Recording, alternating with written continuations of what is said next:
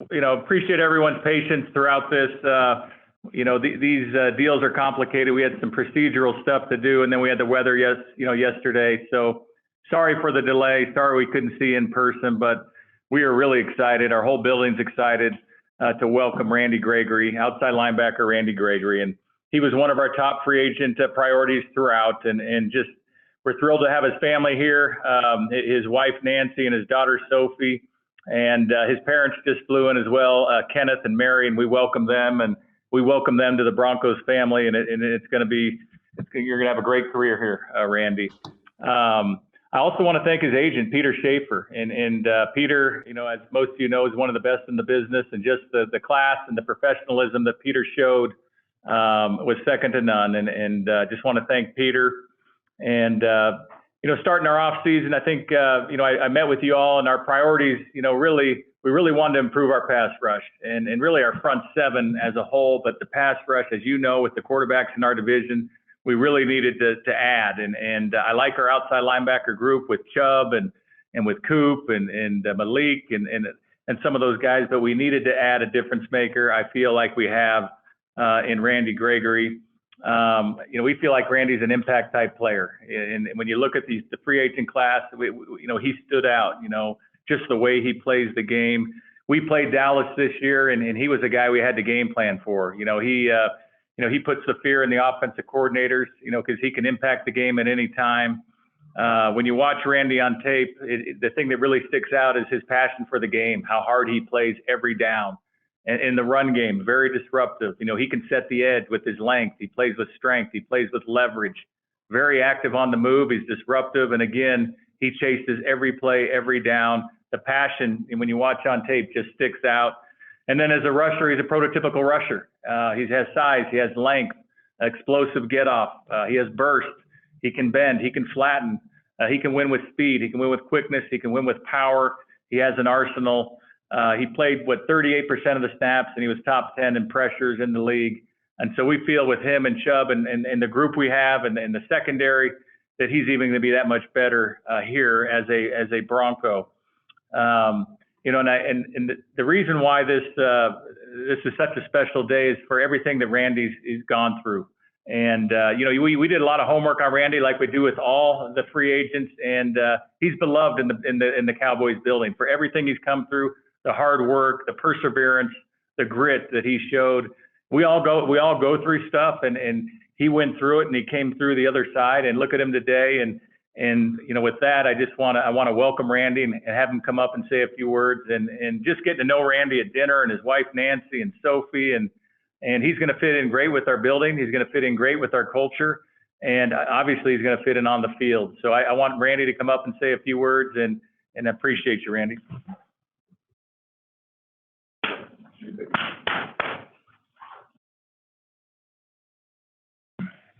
Oh, how's everybody doing?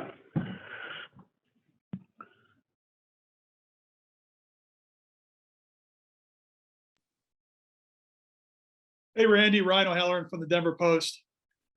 Congratulations on the contract. Can you sort of take us through the roller coaster that was Tuesday in terms of maybe staying in Dallas and then coming to the Broncos? Yeah, look, it's been a real crazy week.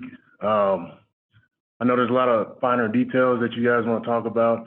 For me, that's really something Peter, my agent, can handle at this point. But for me, being here with the Denver Broncos makes this whole week, worth it. It's been crazy. Even the last 48 hours just trying to get this, deal hammered out. And it's been worth the wait. My family's happy. I believe the Broncos are happy. I'm happy. So really looking forward to the future. We'll go Mike Kliss and then George. Yes, Randy, you hear me okay? Yeah, I got you. Okay. Yes, tell us just, the Broncos country a little concerned about some of the things you've went through in your past with the suspensions and, violating the substance abuse policy. Can you just, take us through why Broncos country shouldn't be as concerned as maybe they might be at first? Yeah, I know. My history, I have a well documented history publicly, and so I think for me, I have a lot of time here for the fan base and the staff to really get to know me and understand me. I think the public perception isn't always correct with me. I've done a lot of growing up over the last few years, a lot different player and person now as opposed to when I came in as a rookie. And I truly believe, Mr. Paton and the rest of the staff, they did their due diligence as far as really getting to know me behind the scenes, figuring out my growth and the timeline, things like that, and talking around the league and obviously talking around my former team. I think they felt real confident in that. So with time, I think I'll really be able to grow on the fan base here, and they'll really get to understand my story and where I came from and how I am the way I am now. How was it that you were able to overcome? Give us like maybe one or two keys to you turning the corner. Well, for me, I really I wanted for myself. I think had a lot of resources, a lot of help in the past, really, really strong support system, really since I've been a child. I've been lucky in that sense. So that's never been an issue. It's really about, me wanting it for myself and making sure the right avenue is in front of me to make sure I can succeed. So there's been different things we tried over the course of the last 7 years. And, some things have worked, some things haven't sustained. But the biggest things I've always tried and I've kept trying. I'm lucky to have my parents not only here, but they lived in Texas with me the last 3 years, and that's really helped. My wife, my kids, my whole entire family have a really, really strong support system. Not a lot of cooks in the kitchen, and I think it works better that way, having a small inner circle and being able to take care of all my other obligations. Thank you. All right, we'll go George, Leggy, Troy, and please, as a reminder, so we can accommodate all individuals, please ask one question per turn and raise your hand for a second question at that time. Hey, Randy, George Stoya with the Gazette. Nice to meet you. I wanted to go off that a little bit, just about your journey. Was there ever a point, that you look back and you maybe didn't think you'd get to this point where you were able to get a big contract like this? And what does it mean to you personally to have the Broncos be that team to believe in you going forward? Yeah, it's a big deal for me. There was a point in time I would say I didn't think I'd be here. There was a point in times I didn't think I'd be able to get back in the league and play at the level I'm playing at now. And I think that speaks volumes to my effort to better myself and not only on the field, but as a person. And I'm a real firm believer in those things going hand in hand. And when I have all my obligations and things taken care of in my personal life, I tend to do better on the field. And what was their second question? Just what does it mean to you to have the Broncos believe in you with Right. everything that you've gone through? It's a big deal. They, from the point we were able to have discussions here in the free agency, Denver, they've been relentless. Even Russell Wilson, he called me probably eight times that first night and even that morning. And so, having that and I really felt like they not only, felt like they needed me here, but wanted me here. And I really wanted to go somewhere where I was valued and wanted, and I had a strong connection, not only with, the culture there, with the guys there, but really the front office and the whole organization. And that's been big for me as far as my success, is just feeling like I'm comfortable, wanted and valued in, in my personal and professional space. All right, Leggy, Troy, then Eric. Yeah, Randy, Jeff Legwald from ESPN. I'm curious, did the Broncos ask you tough questions about all of this, and how did you answer them? Yeah, their questions are a lot tougher than your guys' questions. I will say that much. And they asked all the right questions. My agent told Mr. Patton, you can ask any question you want. Everything's fair game, and Randy's going to be as honest with you as he can be. And I really felt like that conversation we had, the couple conversations we had, went really well. And I think they feel safe with, what's needed for me to succeed and where they can accommodate me and things like that. And I think everyone felt really comfortable with my answers, I hope. And like I said, we'll get to know each other even more. My story is really, really well documented.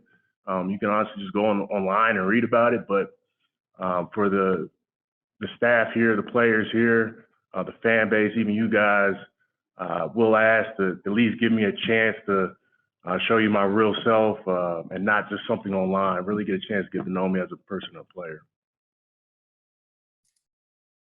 Troy? Randy, thanks for the time. Congratulations. Two-part. What is it you love about football? Because you must have loved it on some level to keep coming back and keep turning the corner in your life. And what kind of expectations do you have for yourself if you can play the majority of season in terms of sacks? I played football since I was 7 or 8 years old, I think, and it's still a kid sport at the end of the day. A very physical sport. I love that. Just the one-on-one battles you have at the professional level, it's really fun to go up against some of these tackles, and obviously playing in the division we play in, playing some of these teams and these offenses, these quarterbacks, it's going to be real fun for me. So it's just going out there and being with my guys and being one unit. And for me, family's been big, so being away from football took that aspect of brotherhood and family away from me some time, and having that back in my life, it's big for me. So that's probably the biggest thing I've missed from football is just being in the locker room, being around the guys, being able to go out there and put my pads on and hit somebody. And, your second part of your question as far as expectation, I expect a lot from myself. I know it's kind of cliche and people say they set standards real high for themselves, but I really do. I think highly of myself as a person and a player, and I understand what the staff is expecting of me as a pass rusher, as a leader, coming into a new organization and really putting my foot down and making my imprint on this team. So I'm really excited. Don't know what's in store for me, but, I really believe in this team, this unit. Have a lot of good pieces on offense. Obviously, me playing against them last year, I saw firsthand, Javonte, he's a hard guy to bring down. You got, receivers out there. You got a quarterback, got a good O-line. And then the pieces we have on defense, obviously me feeling like I can fit in there. I really feel like we have a good unit here. All right, we have time for just a few more. We'll go Eric, Nick, then Arnie. Hey, Randy, congratulations. First off, what's the key to kind of forcing all those fumbles and making those game-changing plays? And then how much have you seen of Bradley Chubb, and kind of how do you expect your games to complement each other? It's big as a D-line, not just as a D-line, but as a defense as a whole. But for me, just impacting the passer and not only getting there, but hitting as hard as you can and taking swipes at the balls, things like that. And being in pursuit, I've been lucky that I've been coached by some good D-line coaches, some good D coordinators that instilled in me a certain mentality as far as getting to the football and running to the football and always having a pursuit. And if you're always around the football, you always have a chance to get the ball and cause a turnover. So my main goal, obviously, as a pass rusher is to do that and get the ball back to the offense. So, we got to have guys like Russell Wilson and go down there and score for us. So it's real big. What was the other question? I'm sorry. Just how much you've seen of Bradley Chubb's game and kind of how you guys complement each other. I've been a big fan of Brad ever since he came out of college. I've always told people I'm a fan and a spectator before I'm a player. I've always been a big fan and a student of the game.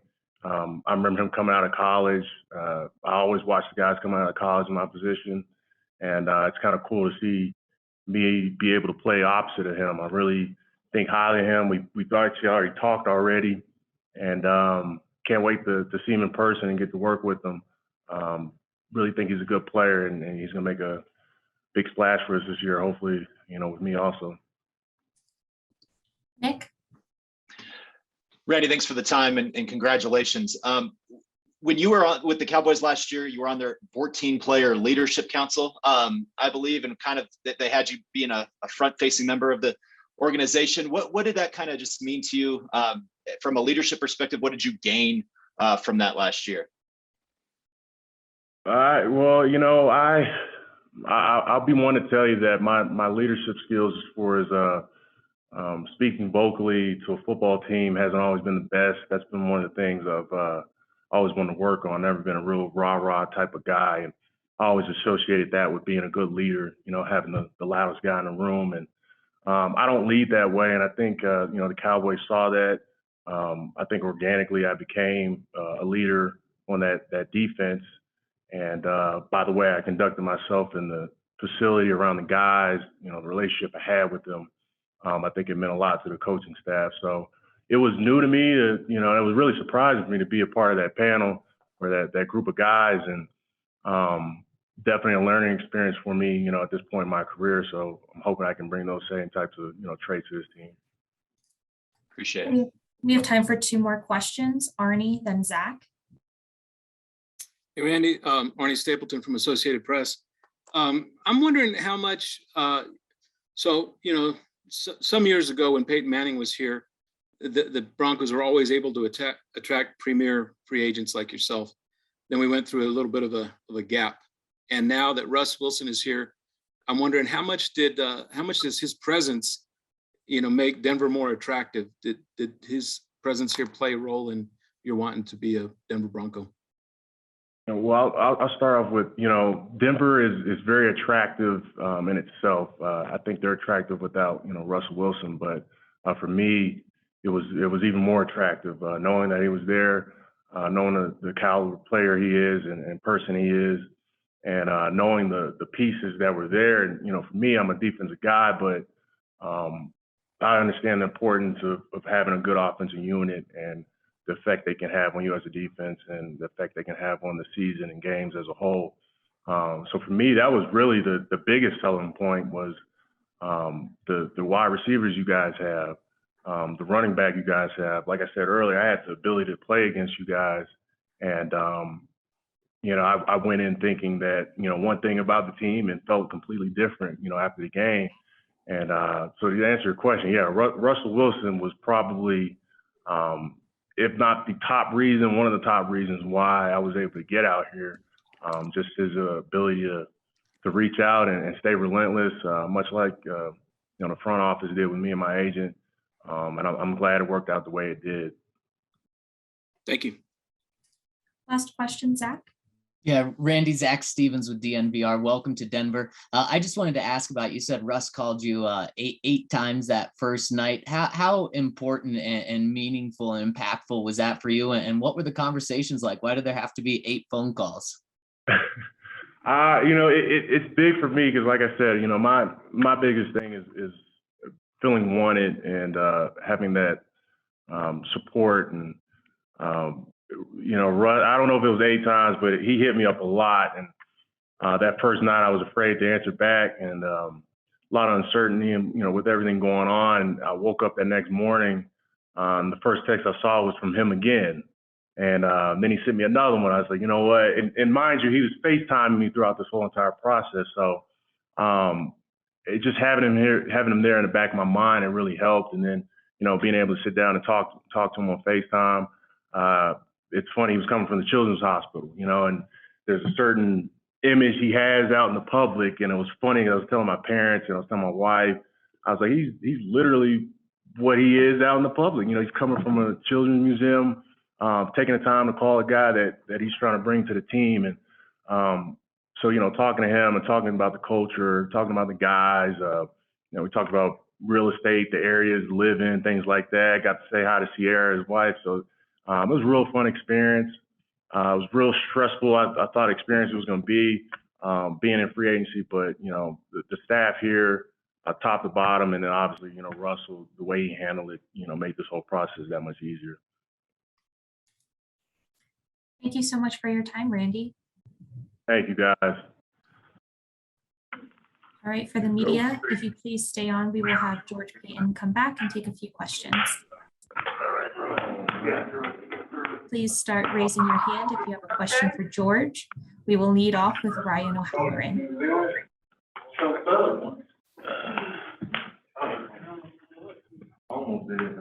Hey, George. Hey, Ryan. 2 parts for you to start off. One is, what kind of cap space do you have left for flexibility in terms of adding some more players? And secondly, with Russell Wilson, has there been a roadmap for an extension for him with his camp? I'm not quite sure, Ryan, where our cap is. I know we're getting low. I haven't met with Rich today, but we have enough room to do a few things, and that includes what was the second question, Russell? Yeah, is an extension on your priority list right now, or is that down the road? We're open. We obviously want him here a long time, but nothing's imminent.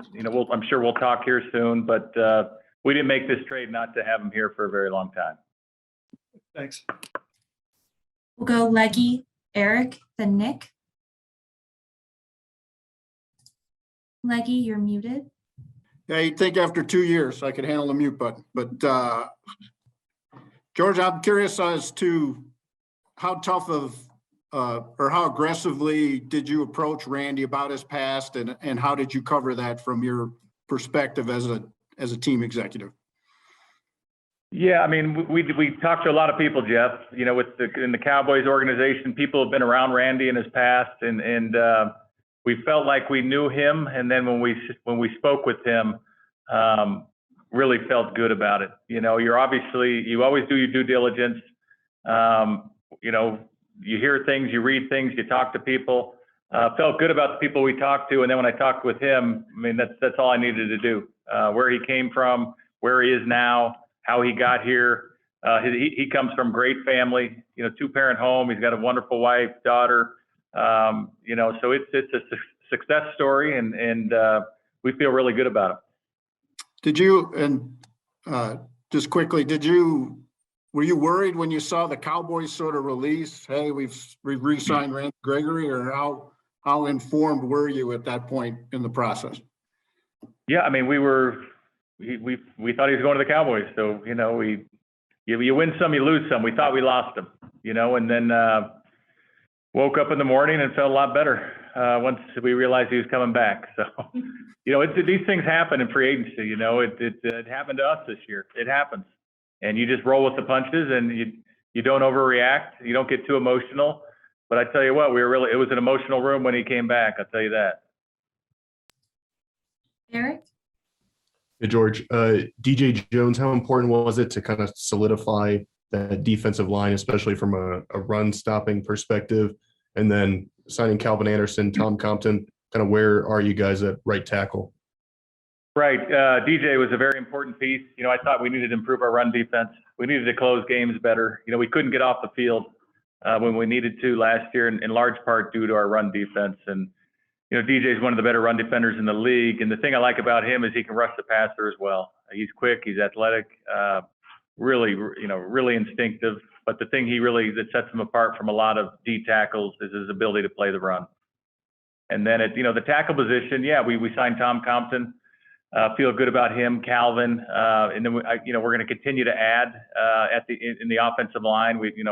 Whether free agency or the draft, we still have 9 picks, and feel good about those picks. 3 in the third. What do we get? A second, 2 thirds. So feel good about that. 2 4s in the top 10.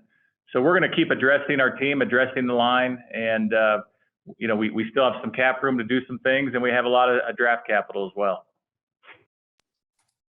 Nick? Hey, George, you mentioned that a little bit of cap room to still do some things. Is cornerback, it's kind of a top free agent priority at this point for you guys? It is, Nick. We need to add a corner at some point or 2. And we're talking, we have some players that some of our UFAs we're talking to, and we'll keep monitoring the waiver, guys who get cut and the corners that are still available. But we need to add a corner or 2, definitely. Thank you. We'll go Mike Kliss, George, then Troy. Go ahead, Mike. Yeah, there we go. George, I was just going to ask about the DBs. Just some of your own guys you had, Kareem, Bryce Callahan, are they still on the radar as a possibility coming back? And then real quickly on Vaughn, were you in on Vaughn at all, or Randy Gregory? You just kind of decided Gregory was where your sites went. Yeah, we would like, we're talking to Kareem's, folks and as well as Bryce. We'd like both of them back. Both really good players, good leaders. And then, Randy was our priority. Randy Gregory was our priority in free agency. We wish Von the best. He's going to do great things in Buffalo. George? Yeah. Hey, George, I kind of wanted to ask you a big picture question. Just looking at free agency across the league, we've seen the AFC West just pile up with a lot of different guys. How do you feel like you guys stack up? I know it's obviously the offseason. We've got a lot of time before the season, but how do you feel like you guys stack up? And do you think this is maybe the best division in the NFL right now? Yeah, George, good question. We have such a long way to go before you can start looking at teams. I think it's pretty cool, the AFC West. It's an arms race, really. What everyone's doing, and we embrace it. We embrace the challenge. We always look at the AFC West and what they're doing, but we still have the draft, the rest of free agency, the rest of the draft to get through. And obviously, some of the decisions we make will be based on what other teams are doing in the West. What was the second question, George? Just do you think it's currently maybe the best division in football? Oh, yeah. Again, I think it's just too early. I think it's one of the best, definitely, with all the quarterbacks, all the weapons. Now you have the pass rushers. It's definitely one of the best. We'll see how we get out of the draft. The offseason really just started with free agency, the week of free agency. So let's see how we get, there's trades happening every day. So who knows, right? Troy? George, thanks for the time. Your ability to evaluate talent is known, but one thing that's hard to predict is health. What is it about Gregory and Chubb that makes you feel like next year these guys are going to be able to come together and play, whether it's 15, 16, 17 games? Well, I think they complement each other very well. You're talking about their health? Or are you talking to be available, because they both play well when they're on the field, but now you have two you're counting on that are players but have had a history of either injury or not being available. What is it about these two this coming year you feel like it's going? Yeah, with Bradley, this will be his first off season in a couple of years that he has a full off season and to take advantage and work on his craft. So I feel really good about Bradley and Gregory, or Randy. I feel really good about him. It's hard to predict the future, but we also have other guys. You need to have a good wave, especially in our division. You need to have about four guys rushing the passer. I feel like we do, and I feel good. I feel good about Randy. The Cowboys waive their guys a lot. That's why maybe his percentage isn't as high, and they keep him fresh. And I know that's what we would like to do as well. We have time for a few more questions. We'll go Zach, then Arnie. Hey, George, thanks for talking with us today. I wanted to ask about how Russell Wilson impacts your ability to bring free agents in. We've heard both of these guys talk about how he was a selling point. And then Randy said that Russ called him about 8 times. Is that something where you reach out to Russ and say, hey, would you reach out to these guys, or how does that dynamic work? Yeah, yes. Russell's very, he texts a lot to me, and he wants to know, I'll text him, maybe, give Randy a call, because it's and he's very helpful there because he's all in, and he's a very good recruiter. I've learned, we're still trying to get to know each other, but I know he recruited Randy and DJ and some of the other guys, and he's willing to do that, which is very helpful. So what was the other question, Zach? I'm sorry, late in the day. No, you got it. Just how beneficial it is for you having him as a resource to bring guys in. Yeah, it's beneficial. I can text the franchise quarterback, and then that night he calls the guy 8 times. It's special, especially when it's someone like Russell Wilson, all he's accomplished, and he has a busy life, busy big family, and he'll drop everything, whether he's at a children's hospital or he's with his family to give the FaceTime with Randy Gregory. So it's pretty cool. I know he did so with DJ and some of the other guys we've talked to. All right, we'll go Arnie and then Ryan with the last question. Go ahead, Arnie. Hey, George, I know you touched on this earlier, and I know you said it's a little bit earlier, but the arms race in the AFC West is the fulcrum of this whole thing Patrick Mahomes? Is that what I know the Chiefs have kind of ruled the division for so long, but is that the beginning of it, and everybody's trying to kind of keep up and overtake Patrick? Well, Arnie, they set the standard, obviously, but you look at every team, you look at all the quarterbacks. And so if you don't have one, how are you going to compete? If you don't have a rusher, how are you going to get after the quarterback? If you don't have the corners, if you don't have a Surtain, how are you going to stop Devontae Adams, or Darby or whoever? I mean, there's weapons all across the division. There's pass rushers, there's quarterbacks. And so, I mean, I think we embrace it. We look forward to the challenge, but it'll be pretty cool, I think. Thanks. Go ahead, Brian. Hey, George, two players. One, Josie Jewell, bringing him back. You didn't see him a lot last year, but what have you liked about his fit in this defense? And then secondly, Albert O, how ready do you think he is to take on a bigger role without Noah? Yeah, I mean, Josie, and I've said it before, he was the glue that kept our defense together. He's so smart. He's so instinctive. He fits in any defense, I believe, and when we lost Josie, it really hurt our defense, as you could see. And so, the coaches are really high on him. Obviously, I'm high on him. The more you're around him, the more you love him. Great leader, great worker, and a really good player. So he's definitely gonna help us. And then who's the other one? Albert O. Now that you Albert O. We feel good about Albert. We're going to bring in, we want to bring in some competition for him, and we're looking, and I'm sure we'll address it in the draft. But Albert has everything you want in a tight end. He's big, he's athletic, he's strong. He needs to work on his blocking a little bit, but he's a mismatch type guy that I know, Coach Hackett really values. So we're really high on Albert. Great. Thank you. Thank you so much for your time, George. I believe that concludes today's media availability. Thank you. Have a good weekend.